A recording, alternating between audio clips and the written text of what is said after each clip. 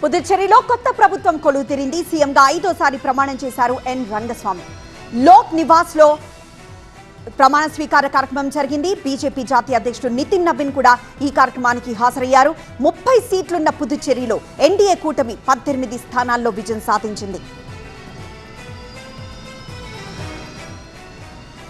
நான் ரங்கசாமி கடவுளின் பெயரால் உறுதி கூறுவதாவது, நான் நேர்முகமாகவோ அல்லது மறைமுகமாகவோ ஒருவருக்கோ அல்லது பலருக்கோ இந்திய ஒன்றியத்தின் புதுச்சேரி ஆட்சி பரப்பின் முதலமைச்சர் என்ற முறையில் என் கவனத்திற்கு கொண்டு வரப்படும் அல்லது எனக்கு தெரிய வரும் எந்த செய்தியையும் மேற்கூறிய முதலமைச்சர் என்ற வகையில் என்னுடைய கடமைகளை முறையாக ஆற்றுவதற்கு தேவைப்பட்டாரன்றி.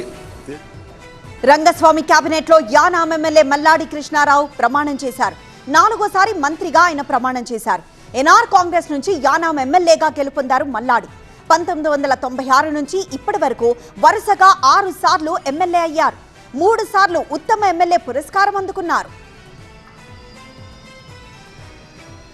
మల్లాడి కృష్ణారావు అనే నేను శాసనం ద్వారా నిర్మితమైన భారత రాజ్యాంగం పట్ల నిజమైన విశ్వాసం విధేయత చూపుతానని, భారతదేశ సార్వభౌమాధికారాన్ని సమగ్రతను కాపాడుతానని, పుదుచ్చేరి కేంద్ర పాలిత ప్రాంత మంత్రిగా నా కర్తవ్యాన్ని శ్రద్ధతో అంతఃకరణ శుద్ధితో నిర్వహిస్తానని, భయం కానీ పక్షపాతం కానీ రాగద్వేషం కానీ లేకుండా రాజ్యాంగాన్ని శాసనాలను అనుసరించి ప్రజలందరికీ న్యాయం చేస్తానని దైవ సాక్షిగా ప్రమాణం చేస్తూ ఉన్నాను.